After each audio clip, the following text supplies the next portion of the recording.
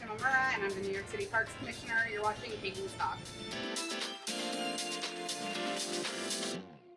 Stand by. Oh, we finally made it, folks. Friday afternoon, 2 minutes to go until the truly iconic closing bell down here on the trading floor of the New York Stock Exchange on this Friday, August 28th. Joining me now, Peter Tuchman, the Einstein of Wall Street, here to kick off this Friday broadcast. The S&P down 0.2%. Wonky tape today, but the market digesting a lot this week. NVIDIA earnings, Jackson Hole comments. What do you think of how things have gone? You know what? I think it's just fatigued at this point, but I definitely think that the comments coming out of Jackson Hole were significant. That sort of put a cap on the market for a little bit of time being.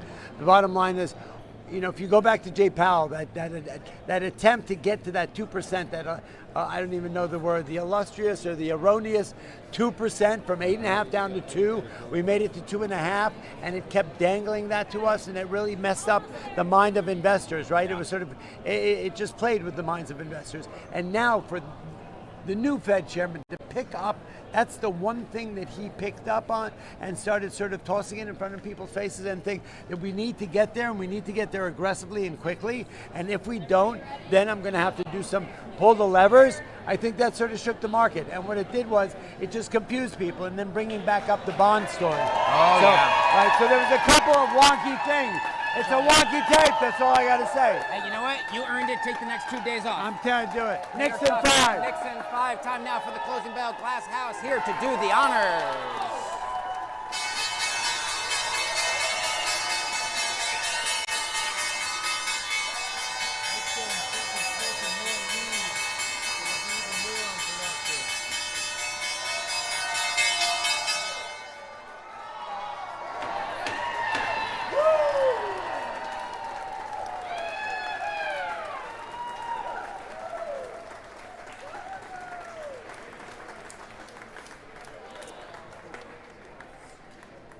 All right, there you have it.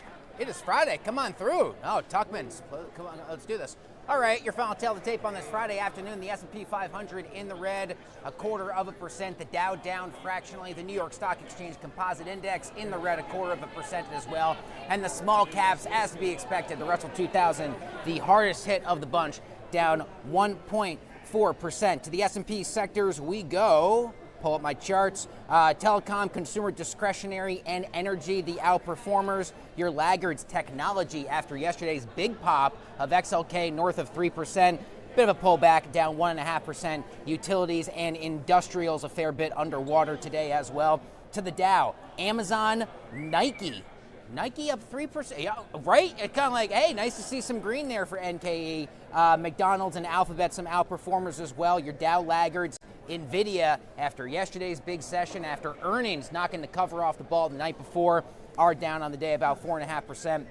3M and Caterpillar in the red as well. Amazon, the outperformer in the Mag 7. NVIDIA, the laggard. And shares of SpaceX up on the day, 0.4%. Kind of consolidating right around 140, 141. It was a really volatile series of sessions there the first few weeks. Now kind of finding its footing a little bit. Eric Criscolo, market strategist here at the New York Stock Exchange, kicks us off. My man, nice to see you here today. Great to be here, as always. We got to start with Jackson Hole, because we heard from Jerome Powell for years. He said the goal is 2%. Market participants unsure how Kevin Warsh would be approaching that conversation, but they heard from him today. He says, no, the goal is still 2%. Problem is, that's not exactly where PCE inflation is today. Yeah, no, it was a hawkish speech. He came out and he basically said, listen, it's PCE and it's 2%, just like you said. Forget the task forces, forget any changes that may or may not occur in how we get this data, how we look at the data, what data we use. We're using PCE now, the target is 2%, we're going to get there. We're laser focused on it. It was basically all about inflation as far as that part of the speech went. He said the economy is actually, it's doing pretty well. He's not too worried about, the labor market. He's not too worried about the economy overall. It's all about inflation and getting that number down. And so you saw the reaction. 2-year yields shot higher, and that was, a repricing of market rate hike expectations. Let me get your take on NVIDIA, another blowout quarter. That's not a big surprise, but the stock has not always been rewarded the day after earnings, finally breaking a bit of a bad streak there. Yesterday, a big session, pulling back a bit today. What do you make of what we learned relative to the AI trade? Is there anything that can slow down the AI trade? I learned that NVIDIA CEOs and CFOs are probably running out of synonyms for extraordinary and incredible and how to describe the demand that they're seeing. It was another absolutely incredible print. The biggest thing was probably that they guided for their fiscal year 2028 already, and they guided up 70% on revenue growth. So extraordinary numbers. Demand's still there. The AI trade is not slowing. The AI spending is not slowing down, and so that part of it is still running hot. Concerns are still there, though.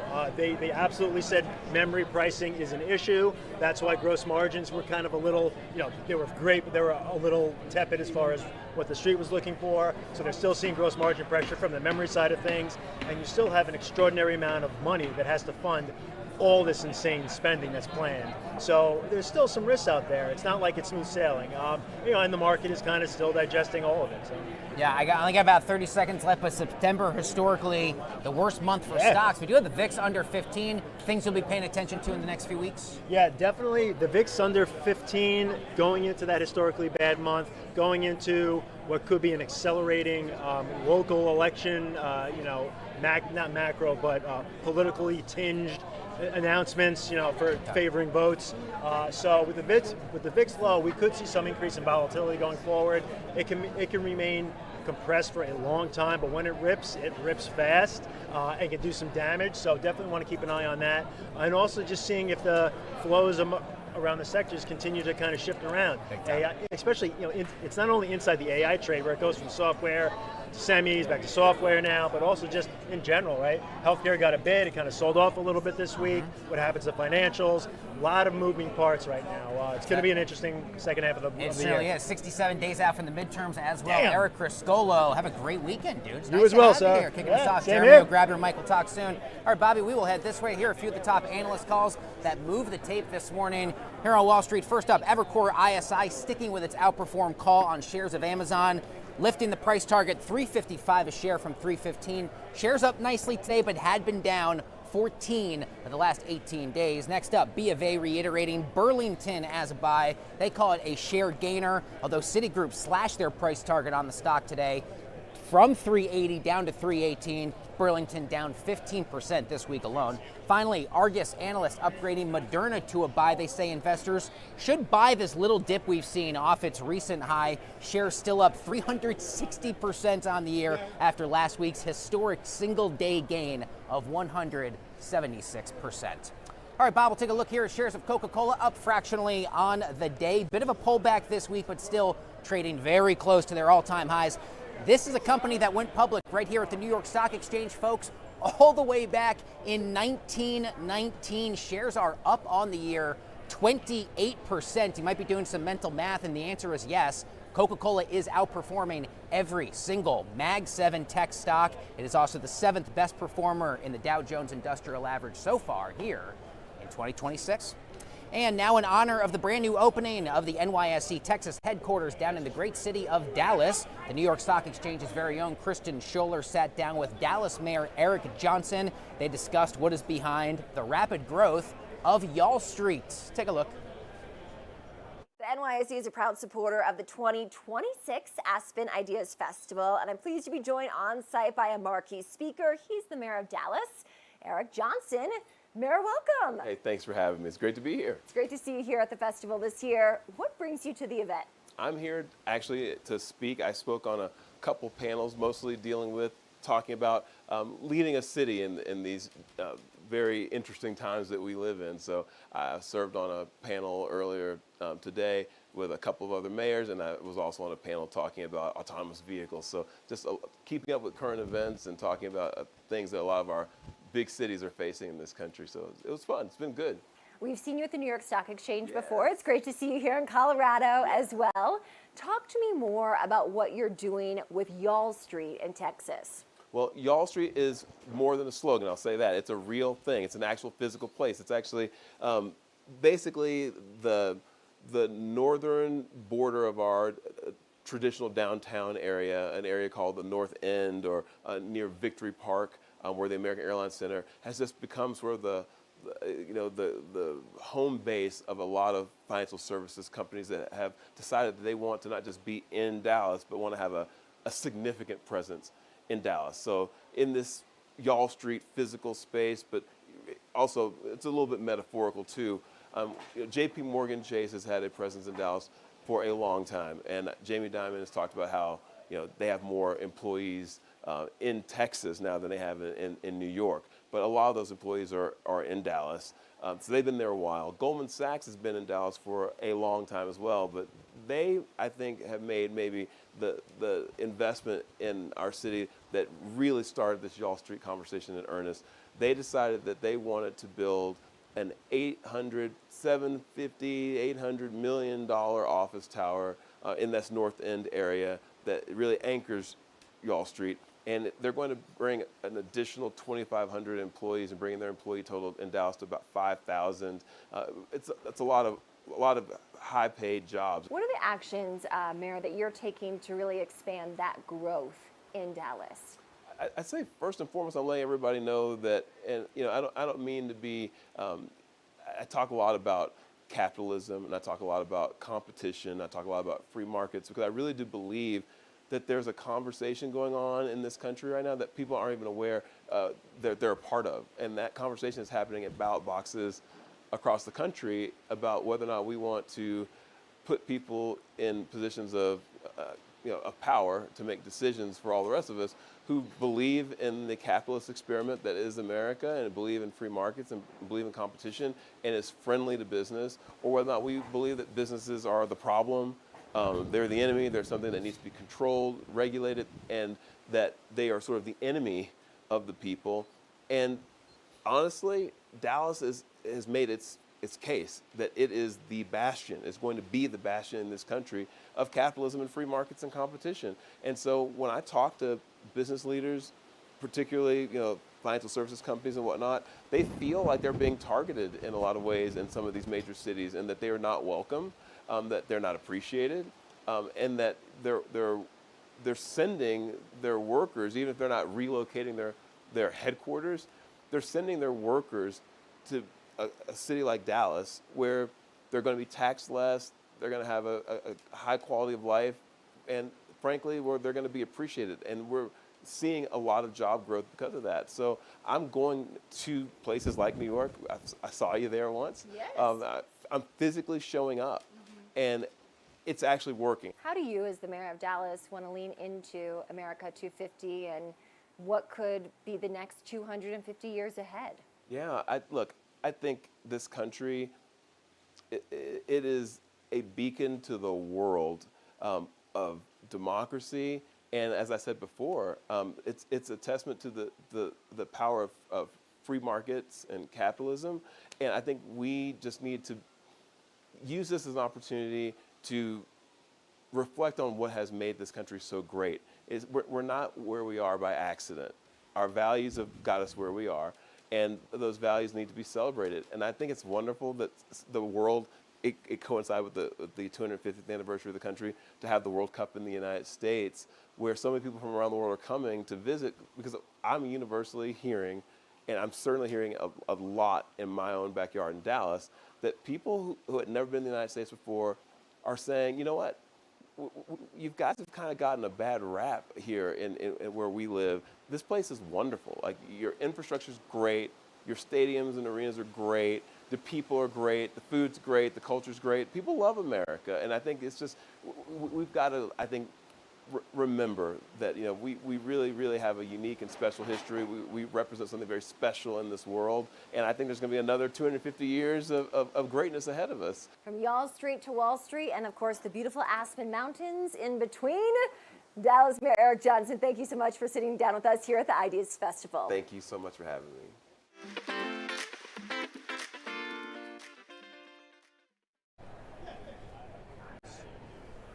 Welcome back to this Friday afternoon edition of Taking Stock Live from the trading floor of the Big Board. Joining me now, one of our favorite go-to guests, Austin King, CEO of Nomina. Nice to see you again. Thanks for having me back. Appreciate your time. Okay, let's talk crypto price action. We had this fascinating storyline for a while. It kind of correlated with not just equities, but more specifically NASDAQ, the Qs, Maybe now we've seen that trade start to decouple. Yeah. What have you seen recently? What should we make of it? I mean, past month, Bitcoin's up about 25% just in the past month alone. And for a while, it's almost been like a bad year and a half for crypto. We've seen all these AI related stocks going up, and that's really pulled in a lot of attention. But maybe we're back at a point now where people are going to start paying more attention to crypto. Kind of always goes this way in the bull and bear cycle that plays out in the industry. Beyond ETH, beyond BTC, are there other parts of the crypto market that you see breaking out right now that we should pay more attention to? Yeah, so I will never advocate for purchasing altcoins, but an alt project that I think merits a lot of attention is called Hyperliquid. And so, people have probably heard of this theme of tokenization and real world assets, basically putting stocks on blockchain so that they can trade faster. Hyperliquid is basically the premier of this today, and they've been driving a ton of progress for the industry, within their own project, but more projects are building on top of Hyperliquid, and this is one of the most kind of legitimate and valid things going on in crypto from my perspective. There's been a promise for tokenization for quite some time. Let's talk real world use cases. Where are you actually seeing it in practice day to day today? Yeah, I think a great example of this is the situation with Iran. So when the conflict broke out, a lot of people might not have had accounts set up where they could trade oil very easily, but activity on Hyperliquid, specifically for oil-related assets, spiked heavily at this point in time. And that's because anybody in the world can come on and trade futures for oil on this platform. What are we seeing with regards to, it's time for my obligatory Clarity Act question. I've been asking guests like yourself this all year. Yeah. Because a lot of people said, oh, it's definitely going to pass. And I'm sitting there thinking to myself, it's the midterm election year. Here we are. Austin, 67 days to go into the midterms.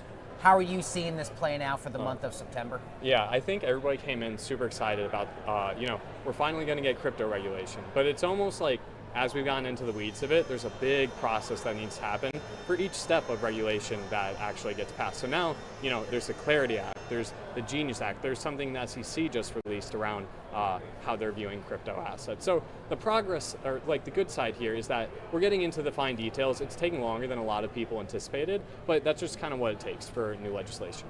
Okay. Oh, I just got told I have 1 minute left with you. The biggest story in the world of crypto that investors are still underestimating right now. A lot of people are looking at AI right now, like I said. One thing they're missing out is that, so there's this app called FOMO. You can just go to the App Store and download it, and this is where a ton of activity in the crypto space is happening. So this app alone made $750,000 just yesterday. And so there's really serious businesses scaling up right now, but just because AI is so attractive right now, people aren't really noticing some of these stories happening in crypto. So that's something that I think people should definitely check out if they've been interested in crypto historically, because it's kind of a new take on trading in the industry. Please come back and see us anytime. Help us better understand. I learned so much when I hear you talk, and I got to imagine that's true for our viewers at home. Nice to see you, man. Take good care. Thanks for having me. Enjoy your weekend. We'll do it again soon. Don't go away. A lot more Taking Stock coming up on this Friday from the big board right after this.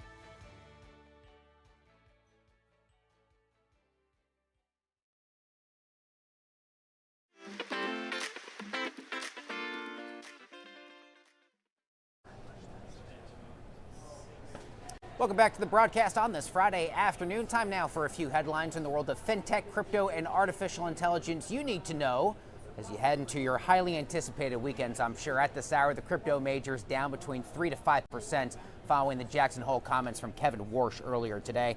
Next up, stablecoin issuer Circle becoming Chelsea FC's principal partner and front of shirt sponsor. How about that? Putting its USDC branding on the Premier League club's jerseys beginning this season. Finally, according to advocacy group Public Citizen, investors in 5 Trump-linked crypto ventures are at least $4.7 billion underwater, largely in unrealized losses, and that includes an estimated $3.2 billion in losses among buyers of the president's meme coin. Yesterday, FinTech TV lead anchor Remy Blair sat down with CIO Skylar Waynard of Regan Capital at the new NYSC Texas studio down in Dallas. Take a listen. Great to have you here. Thank you so much for joining me. Thanks for having me. Tell us about mortgage bonds. Where are you finding the best risk-adjusted yield right now? That's what's interesting is the biggest buyers in the room, which is the Fed and U.S. banks, have almost walked away from the securities market. They're not buying mortgage-backed securities. They're not executing quantitative easing. So if anything, well, that $2 billion that Besen announced in additional buying last week, that is a penny in the ocean. That's almost nothing, right, in the whole scheme of the $100 trillion bond market. So on the security side, what should investors be looking at? Stay short. That back end of the curve is going to be so volatile. You can go out and put money to work in agency government guaranteed paper at 5 to 5.5%, AAA paper at somewhere between 5 and 6. But on the corporate side, on the municipal bond side, those sectors are trading really, really tight. They're trading at below 10th percentile in terms of how rich they are.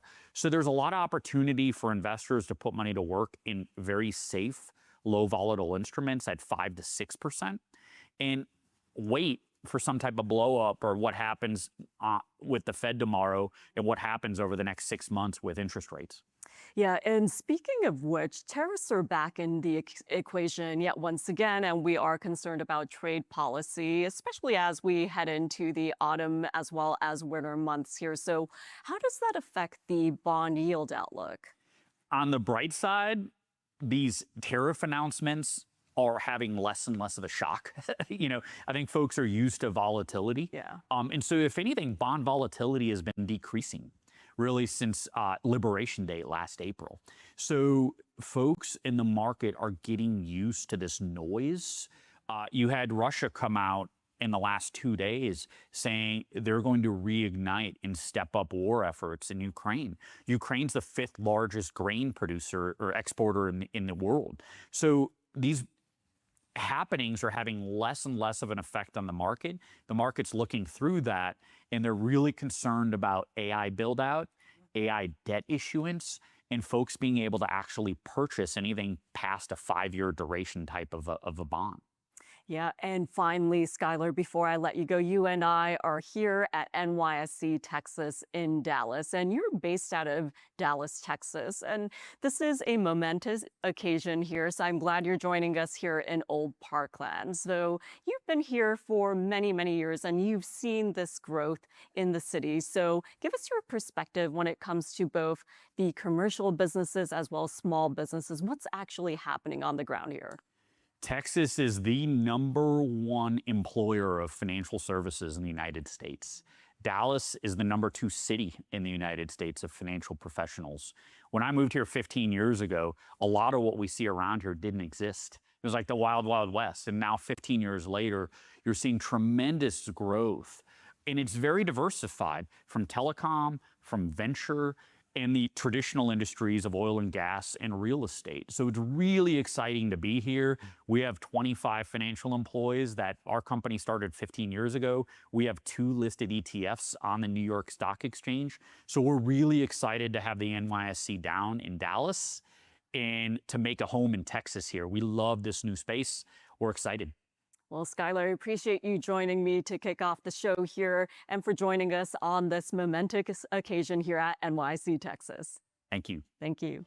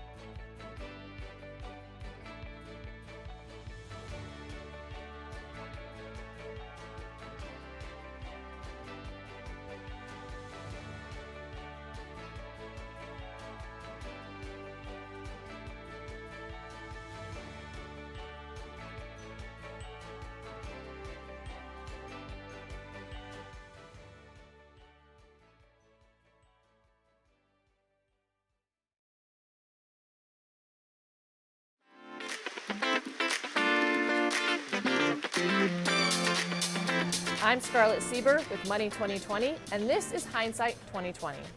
We're going to be going back to the 60s today. Let's rewind to August 28, 1963. During the 60s, American Express was evolving beyond its original identity.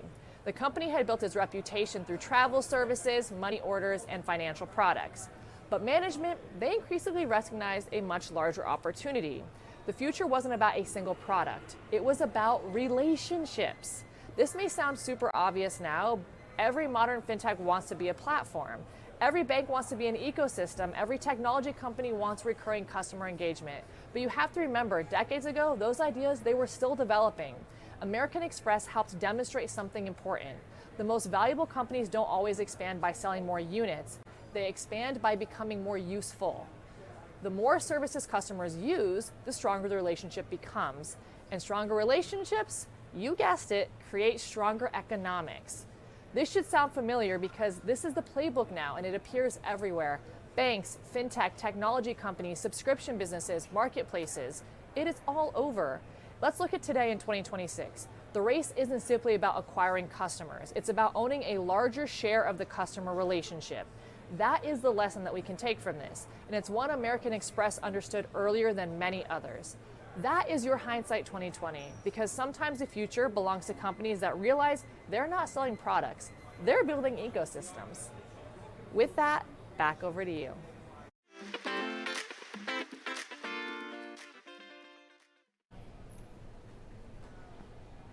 NVIDIA earnings may be behind us here, folks, on Wall Street, but next week actually promises to be a surprisingly busy one. We will get the latest quarterly results from companies like Dell, MongoDB, and Palo Alto. Those companies report on Tuesday. On Wednesday, Broadcom, AVGO. We also get from Snowflake, plus a few consumer-facing brands that I think actually tell us a lot about the health of the underlying U.S. consumer. Latest reports from Ollie's Bargain Outlet and Five & Below. All of that, plus the August jobs report crossing the tape next Friday morning. Thank you for watching the show today and all week long. Have a terrific weekend. We'll see you again on Monday from the big board.